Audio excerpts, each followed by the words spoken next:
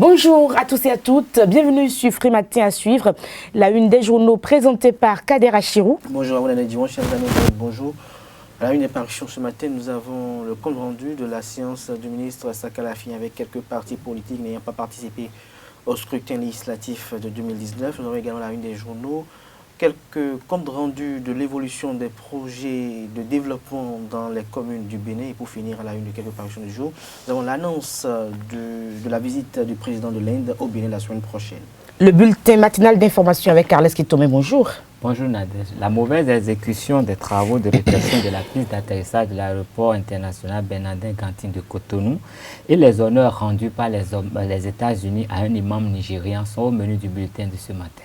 Dans le débat, nous parlerons donc de ces allers-retours des partis de l'opposition du côté du ministère de l'Intérieur, la définition du jour avec Ange Céline Gbovi sur Free Matin, quelques informations pêle-mêle pour meubler l'émission et surtout à ne pas oublier les sports avec Larios Adjagbenon. C'est ce soir donc que le rideau va tomber sur la 32e édition de la Coupe d'Afrique des Nations CAN Égypte 2019. Nous en parlerons donc avec le reporter sportif. Bonjour à tous, bienvenue. Voici la une des journaux, présentation Kader Achirou. Bonjour à nouveau, chers amis internautes. Nous démarrons par le quotidien béninois d'information générale et d'analyse d'informateurs qui titre ce matin en manchette « Diplomatie, le Bénin reçoit le président de l'Inde la semaine prochaine ». Les précisions sur l'agenda du séjour de ce président à la page 3 de la parution du jour du Canard. Toujours à la une de l'informateur du jour ce matin en deuxième titre à la une, éliminatoire Coupe d'Afrique des Nations et Cameroun en 2021, le Bénin dans le groupe 1 avec le Nigeria, la Sierra Leone et le Lesotho. Toujours à la une de l'informateur du jour, obtention du certificat de conformité. Chaque parti politique est instruit sur ce qu'il doit faire. Des détails dans les colonnes de la parution du jour du Canard. À découvrir dans les colonnes de la parution du jour du quotidien béninois d'information générale et d'analyse d'informateurs, le journal École des étudiants en journalisme à l'École supérieure d'administration d'économie de journalisme et des métiers de l'audiovisuel ESAE. Projet de destruction du bloc républicain en manchette de Le Béninois libéré, Biotchane traité de tout. Reste maintenant qu'on le retrouve dans le lit de Yahi, Azanaï ou Sébastien Germain à Javon. Toujours à la une de Le Béninois libéré, affaire Lionel Zinsou, la requête de maître Dosso irrecevable. L'intégralité de la décision de la Cour constitutionnelle à cet effet vous est proposée dans les colonnes de la parution du jour de Le Béninois libéré. La presse du jour à présent sur le terrain d'entente du dialogue politique au Bénin, à Javon, Koutié et autres éliminés de l'exécutif de leur parti politique. Nous passons à présent à Le Matin, œuvre du gouvernement au profit de la communauté musulmane. Les gratitudes des fidèles à Patrice Talon vous sont proposées dans les colonnes de la parution du jour du Canard. Et moins d'un an après son effondrement, le trafic reprend sur le pont de Malanville. La population et les usagers en témoignent. Libération à présent, reconstruction du pont effondré de Malanville. Un an après, les usagers toujours aux anges. Des précisions à la page 3 de la parution du jour du Canard. Et toujours à la une de Libération, sollicitude du chef de l'État envers les musulmans. La communauté islamique exprime sa gratitude. Nous passons à présent à Le Challenge, qui titre en manchette ce matin, coopération bénino-indienne. Talon trace une nouvelle route diplomatique vers un dragon d'Asie. Le président de l'Inde à Cotonou bientôt. Des précisions dans les colonnes de la parution du jour du Canard. Et après la rencontre avec le chef de l'État, l'Union sociale libérale, les forces Corée.Bénin émergent, l'Union démocratique.Bénin nouveau se plie et se conforme au ministère de l'Intérieur. La méthode Talon fait mouche. Le potentiel à présent, soutien du gouvernement à la communauté islamique, les fidèles musulmans en reconnaissance à Talon, toujours à la une de Le Potentiel, 6e mandature de la haute autorité de l'audiovisuel et de la communication HAC, CV détaillé et photos des 9 nouveaux conseillers de cette institution. Le révélateur du jour à présent, aménagement et bitumage de la voie Kétou, Iding, Savet et Bossé-Brutel. Alassane Seydou lance les travaux, le compte rendu dans les colonnes de la parution du jour du Canard. Matin libre avec le professeur Joël Aïvo. Pourquoi il fait rêver les jeunes? Des précisions sur cette manchette à la page 5 de la parution du jour du quotidien. Illégalité et injustice à la police depuis 2016. Rondéon réclame 1 milliard par an, 500 000 francs CFA par jour de résistance. L'État risque gros. Nous passons à présent à 5 minutes. DJ Miss premier, une étoile béninoise dans le ciel ivoirien. Des précisions à la page 3 de la parution du jour du quotidien. Le meilleur, diplomatie indo-béninoise, le président indien Ram Nath Kovind en visite au Bénin la semaine prochaine. La dépêche tracasserie en vue pour les partis politiques en quête d'existence juridique, un autre chemin de croix pour l'obtention du sésame. Des précisions à la page 3 de la parution du jour du Canard. Point média à présent, USL, FCB, DUD. Chez Sakalafia, le certificat de conformité lousse toujours dans la gorge, des précisions dans les colonnes de la parution du jour du Canard. Le matinal pour mettre un thème à la une des journaux de ce matin, arrivée prochaine du président indien au Bénin, une visite historique sous le président Patrice Talon. Et après la rencontre avec le chef de l'État, 4 partis politiques reçus par Sakalafia, restaurer l'espoir encore absent, note le confrère. Les quotidiens béninois sont disponibles dans les kiosques au prix de 300 francs CFA. Vous les avez aussi et surtout en ligne. Nous passons à présent au bulletin matinal d'information avec Carles Kitomé. Les représentants du président de la République au sein de la prochaine mandature de la RAC ont été nommés au cours du Conseil des ministres du 17 juillet 2019 après ceux de l'Assemblée nationale. Ainsi, Rémi Prosper Moretti est nommé président de la 6e mandature de la Haute Autorité de l'Audiovisuel et de la Communication. Pour mieux appréhender les perspectives de cette mandature, Zaï TV a recueilli le commentaire d'un ancien vice-président de l'institution en la personne de Édouard Loco. Suivez. Au regard des attributions qui sont les siennes, le législateur béninois a voulu que la RAC ait une composition équilibrée. C'est pour cela que vous avez d'un côté les professionnels des médias qui y élisent 3 représentants, un de la presse écrite, un de l'audiovisuel et un technicien. Et de l'autre côté, vous avez le politique, c'est-à-dire le président de la République et l'Assemblée nationale qui envoient 2 juristes, 2 communicateurs et 2 personnalités.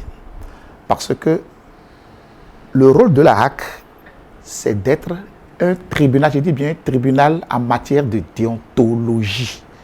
Ceux qui ne maîtrisent pas les textes ne savent pas de quoi nous parlons. Allez lire la loi organique de la RAC, vous comprenez. C'est un tribunal en matière de déontologie. Donc, on a besoin aussi bien des professionnels, des juristes, que du regard neutre de personnalité. C'est pour ça que le législateur a voulu cette composition. Et je crois que, et je suis certain que la RAC actuelle, dans sa composition, peut relever les défis qui sont les siens. Pour moi, la RAC là est adéquatement constituée pour redonner un nouveau souffle. Parce que, reconnaissons-le, l'institution a quand même 25 ans. La première mandature a été installée le 14 juillet 1994. Donc ça fait 25 ans que l'institution est née. Et aujourd'hui, la RAC d'aujourd'hui n'est pas la RAC d'hier. Les défis ne sont radicalement pas les mêmes. Ce n'est plus la presse de papa. Aujourd'hui, avec le développement des nouvelles technologies, vous avez beaucoup de médias sur Internet qui ont même, avec le temps, plus d'influence aujourd'hui que les médias traditionnels qui courent derrière eux pratiquement aujourd'hui. Comment faire pour que cet outil qu'est Internet, une chance également, ne devienne pas un problème pour nos pays? C'est là la problématique. Et c'est là le rôle de la RAC. Parce que les nombreux forats sur lesquels nous sommes aujourd'hui, ils sont plus puissants, ils ont plus d'audience que des médias, que beaucoup de médias. Donc, ils doivent être régulés. La loi l'a prévu. Mais comment le faire? Il faut la RAC, elle est bien composée parce qu'ils sont conscients de leur rôle. Il faut qu'ils s'en donnent les moyens. Le grand défi majeur, ce n'est pas faire de l'esprit, c'est d'être de son temps pour cette RAC. Parce que en 1994, quand on installé la RAC, il n'y avait même pas une seule radio privée, une seule télévision privée. Vous imaginez? Aujourd'hui, non seulement il y a des radios privées, beaucoup de radios privées, beaucoup de télévisions privées, et beaucoup de télévisions privées étrangères que nous ne maîtrisons pas du tout, et surtout les médias sur Internet et par Internet. Donc le grand défi pour la RAC actuelle, c'est d'être de son temps, et c'est des hommes et des femmes de leur temps qui y sont envoyés. Qui est le président de la 6e mandature de la RAC? Une réponse partielle à cette question réside dans ce portrait que vous propose Anifat Boukari. Père de 2 enfants, Rémi Prosper Moretti a fait son primaire à Parakou avant de poursuivre le secondaire à Kandy où il décroche son diplôme de baccalauréat au lycée Mathieu Bouquet. Il va intégrer la faculté des sciences juridiques de l'Université nationale du Bénin, d'alors devenue aujourd'hui Université d'Abomey-Calavi. Le natif de Kandy va bénéficier d'une bourse d'études en communication qui lui permet d'obtenir un diplôme de technicien supérieur en télécommunications avec l'option en Algérie. Il s'est spécialisé en traitement de l'information et du signal, ce qui lui ouvre les portes de Bell Bénin Communications, un opérateur de réseau mobile qui n'est plus en activité au Bénin où il était chargé du réseau Borgou à Libouri. Né en 1966 à Kandy, Rémi Prosper Moretti va se frayer un chemin dans l'arène politique dans sa commune natale avec succès. Il se fait élire successivement conseiller communal, chef du 3e arrondissement et 2e adjoint au maire au sein du conseil communal de Kandy. Rémi Prosper Moretti, nommé depuis ce 17 juillet, président de la Haute Autorité de l'Audiovisuel et de la Communication HAC, 6e mandature au soir du 20 juillet 2019, date où vient à expiration le mandat de la 5e mandature, conduite de main de maître par Adam Boni. Tessie. Il y a mal donne dans la réflexion et le renforcement de la piste d'atterrissage de l'aéroport international Bernardin Ganting de Cotonou. Les travaux lancés sous le régime du président Boni Yayi sont émaillés d'imperfections résultant de la mauvaise gestion du dossier. Les cadres et entreprises ayant réalisé l'ouvrage doivent rendre compte pour n'avoir pas respecté les normes en matière d'attribution de marchés publics, mais aussi pour une mauvaise gestion des ressources financières. Une situation que révèle le rapport d'un audit commandité par le gouvernement. Au Nigeria, un imam a été honoré par le gouvernement américain pour avoir sauvé la vie à plusieurs chrétiens au centre du pays. Les 262 chrétiens étaient menacés par des éleveurs lorsque l'imam a décidé de les cacher dans sa mosquée et dans sa maison. L'imam Aboubakar Abdoulaye, âgé de 83 ans, a reçu le prix international de la liberté religieuse. En Guinée, une candidate au baccalauréat accouche puis reprend l'examen. Évacuée au centre de santé de la ville vers 8h30, elle a donné naissance à un jeune garçon après une dizaine de minutes de travail et est revenue à ce centre à 9h30 pour reprendre l'examen. Ce sera tout pour ce bulletin d'information. Merci de rester fidèle à nos programmes. Merci à vous, Carles Kitome, pour la présentation du bulletin matinal d'information. Vous restez avec nous pour le débat sur Free Matin. Dans le débat, direction ministère de l'Intérieur, nous parlons donc des partis dits de l'opposition qui doivent bien avoir ce qu'on appelle les certificats de conformité, Kadira Chirou. Oui, tout à fait.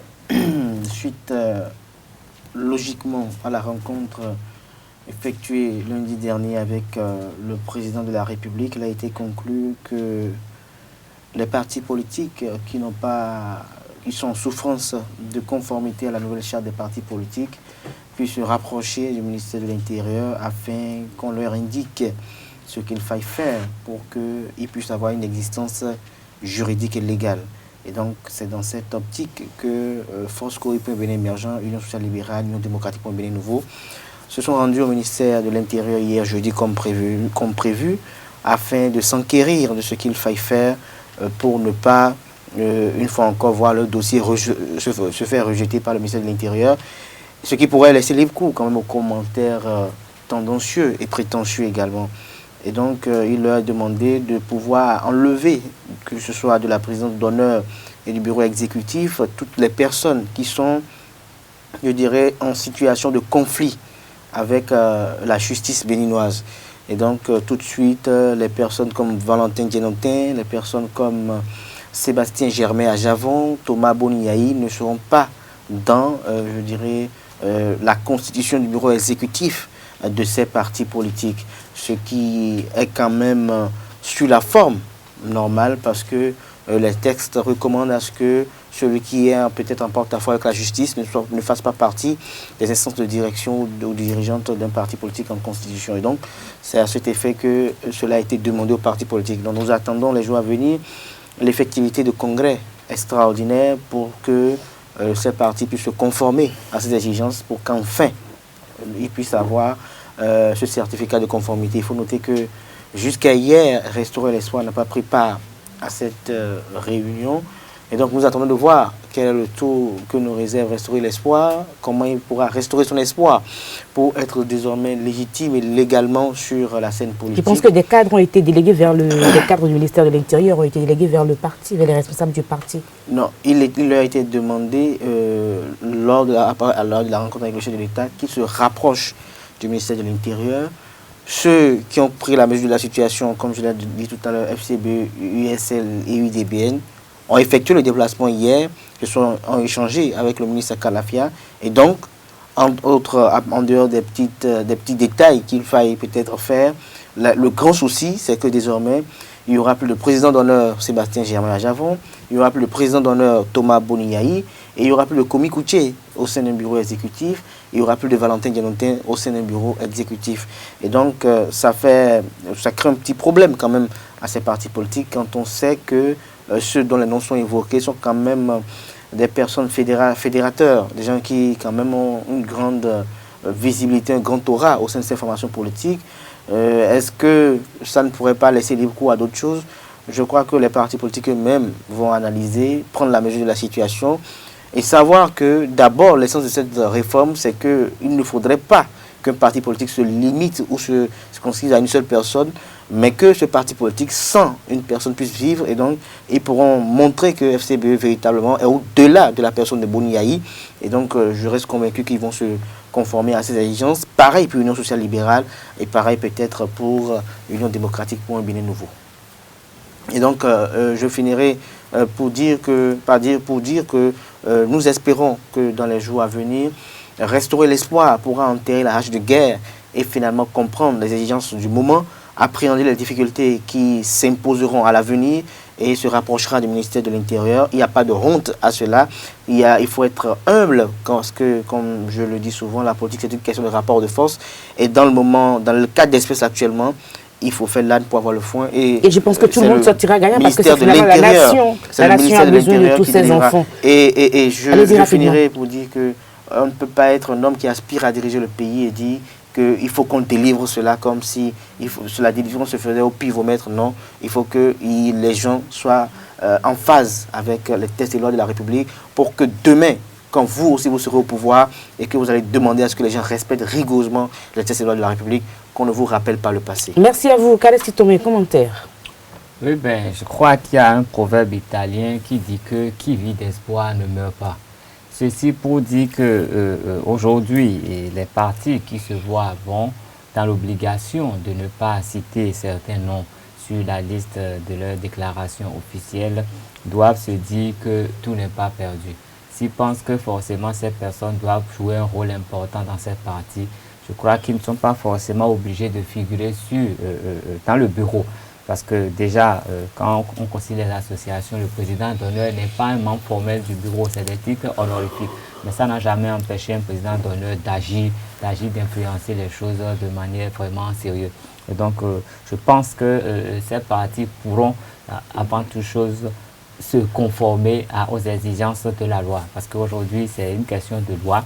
Et il n'y a pas de cadeau qui leur soit fait jusque-là. Tous ceux qui n'ont pas pu respecter la loi ont vu qu'ils sont un peu coincés. Et donc, en rencontrant le ministre, c'est comme quand vous allez déposer votre demande de carte d'identité. Quand vos pièces ne sont pas à jour, on vous rappelle et vous discutez avec l'autorité, on vous dit les pièces qui manquent, on vous dit exactement à peu près ce qu'il faut faire pour être dans les normes. Et donc, je crois qu'avant toute chose, ces partis doivent essayer d'être reconnus légalement et puis essayer de jouer maintenant comme ils peuvent avec ces présidents d'honneur, ces personnes influentes. Et quand le temps passera, peut-être que des lois viendront corriger la chose pour que ces personnes puissent réintégrer ces partis. Mais il est dit, si les gens ont des problèmes avec la justice, c'est quand ces problèmes sont réglés, s'ils ne sont pas reconnus coupables, s'il y a non-lieu, je crois que facilement ils pourront réintégrer les instances de décision de ces partis. Bon, je crois que le chef de l'État lui-même a eu à faire l'objet d'un procès et il y a eu un non-lieu, donc ça ne l'a pas empêché d'être candidat. Et donc il reviendra, faudra avoir la patience que les juridictions puissent se prononcer sur ce qui est reproché aux uns et aux autres et on verra s'ils pourront revenir ou pas. Mais pour l'instant et pour pouvoir espérer prendre part aux prochaines communales, je crois que tous ces partis doivent respecter scrupuleusement les prescriptions du ministère de l'Intérieur. C'est pour ne plus se demander après qu'on vienne annuler des élections qui auraient coûté des milliards au Bénin. Merci à vous. C'était le débat sur Free Matin. Nous sommes vendredi. Votre week-end s'annonce comment? Qu'est-ce qui tombe? Bon, je vais beaucoup travailler ce week-end. Encore? Pas beaucoup de repos. Kadera Chirou, je peux vous programmer, je suis des reporters, vous voulez travailler? Tout à fait, je suis là. Merci à vous. C'était donc le débat sur Free Matin. Nous passons au sport. On va passer également à l'horoscope du jour et puis à la définition du jour avant de boucler l'émission.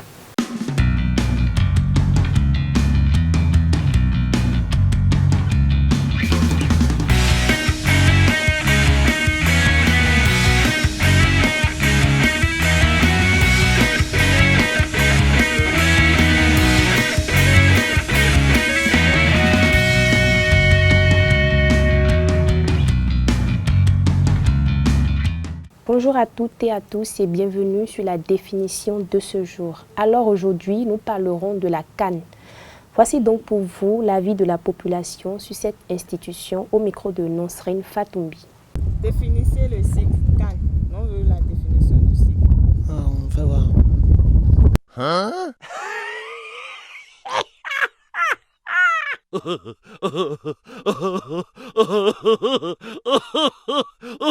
La CAN, c'est la Coupe d'Afrique des Nations.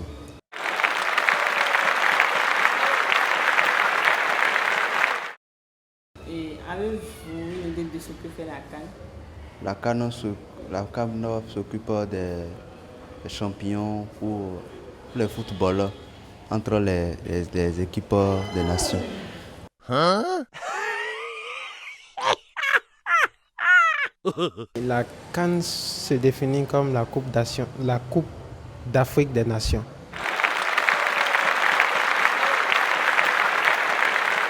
Avez-vous une idée concrète de ce que fait la CAN?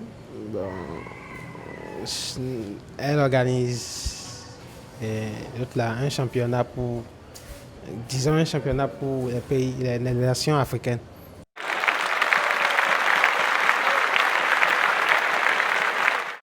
Bonjour monsieur. Bonjour madame, comment vous allez? Connaissez-vous la CAN? Oui. Et vous pouvez nous la définir? C'est la Coupe d'Afrique des Nations. Ok. Qu'est-ce que fait en particulier cette organisation? Bon, c'est une compétition qui est organisée pour les pays africains.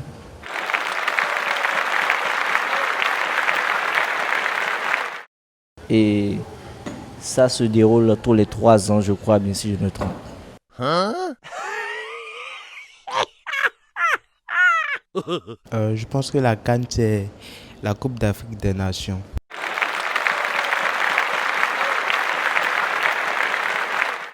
Et connaissez-vous l'un des rôles que joue la CAN? Bon, comme la définition le précise, je pense que la CAN s'occupe de tout ce qui est organisation des championnats, tout ce qui est organisation des compétitions en Afrique, des pays d'Afrique.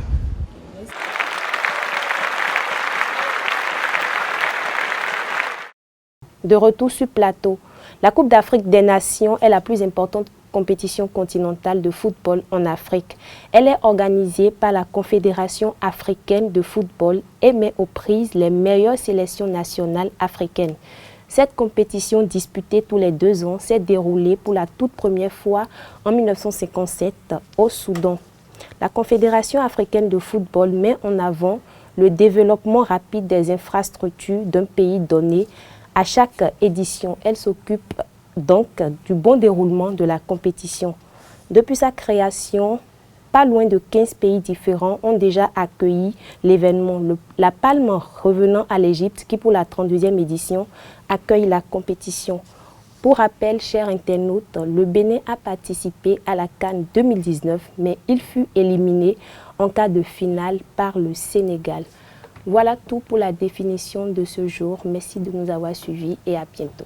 Merci à vous pour la définition du jour. Nous passons au sport. Larios Adjabweno, bonjour. Oui, bonjour. C'est ce soir qu'on va fermer les rideaux sur la 32e édition de la CAN Égypte 2019. Oui, effectivement, avec cette finale inédite entre le Sénégal et l'Algérie, les deux équipes se sont déjà affrontées dans cette 32e édition de la Coupe d'Afrique des Nations, mais c'était au premier tour, lors de la deuxième journée des matchs de groupe.